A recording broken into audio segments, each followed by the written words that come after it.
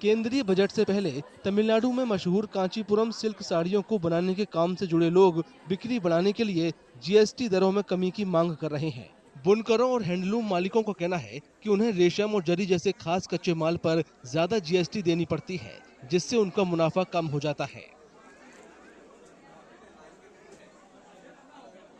ஏனென்று சொன்னால் நமக்கு இப்போதைக்கு காஞ்சிபுரம் பட்டு இந்த தொழில் மிகவும் நலிவடைந்துள்ளது. இதற்கு ஊக்குவிக்கிறதுக்கு முக்கியமாக 2 விஷயங்கள் நம்ம மத்திய அரசாங்கம் செய்ய எதிர்பார்க்கின்றோம்.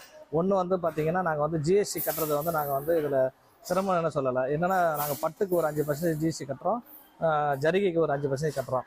அதே வேளையில் நாங்கள் பட்டும் ஜரிகையும் தனித்தனியாக வாங்கி நெசவாளிகிட்ட கொடுத்து அவர்கிட்ட உற்பத்திக்கு செய்யக்கூடிய ஒரு கூலியை நாங்கள் கொடுத்து மொத்தமாக ரீட்டைலாக எடுத்துகிட்டு போயிட்டு ஒரு கடையில் ரீட்டைல் கடைக்கு நாங்கள் கொடுக்கும்போது ஒரு 10,000 ரூபாய் ஒரு ஜரிகை இது வாங்குகிறோம், பட்டு வாங்குகிறோம் அப்படி சொன்னால் ஜரிகை ஒரு 10,000 ரூபாய்க்கு வாங்குறோம்னு சொன்னால் 20,000 ரூபாய்க்கு நாங்கள் ஜிஎஸ்டி கட்டுறோம். இப்போ பொதுவாக முகூர்த்த நாள் மட்டும்தான் வியாபாரம் நடக்குது.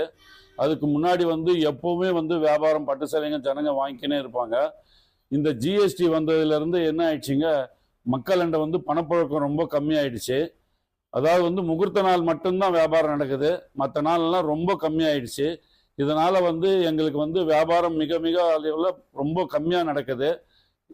பொதுவாக இதனால எல்லா தறிகாரங்களுக்கும் வேலை வாய்ப்பு கொஞ்சம் குறைஞ்சு போயிடுச்சு. कांचीपुरम साड़ी इंडस्ट्री से जुड़े लोग अपने बिजनेस को जारी रखने के लिए सब्सिडी वाली बिजली की भी मांग कर रहे हैं। அந்த மாதிரி பட்சத்தில் எங்களுக்கால இந்த வியாபார ரீதியாக பார்க்கும்போது எங்களால் பெருசாக லாபங்களை பார்க்க முடியறதில்லை. ஏன்னா எங்களுக்கு செலவினங்கள் அதிகமாகிடுது. அதனால் அரசாங்கம் எங்களுக்கு மின்சாரம் கொடுக்கறதுலையும் இல்லைன்னா ஒரு சோலார் பேனல் கொடுக்கறதுலையும் ஒரு சப்சிடி கொடுக்கணும். அதே நேரத்தில் இந்த பட்டு புடவை கைத்தறி பட்டு புடவைன்னு வாங்குறவங்களுக்கு ஐடியில் எக்ஸிபிஷன் கொடுத்தாங்க நிறைய பேர் அதை எடுக்கிறதுக்கு. ஏன்னா பட்டு புடவைன்றது ஒரு லக்ஸரி ப்ராடக்ட் தான். இது லக்ஸரியில் வசதியானவங்க தான் நிறைய வாங்குவாங்க. அந்த பட்சத்தில் இதுக்கு ஒரு எக்ஸிபிஷன் கொடுத்தீங்கன்னாக்கா நிறைய பேர் பட்டு சேலை எடுப்பாங்க. அதனால் எடுக்கிறதால இந்த கைத்தறி சேலை நிறைய விற்பனையும் ஆகும். नई एनडीए सरकार का पहला बजट 23 जुलाई को केंद्रीय वित्त मंत्री निर्मला सीतारमण पेश करेंगी। वे लगातार 7वीं बार बजट पेश करने जा रही हैं।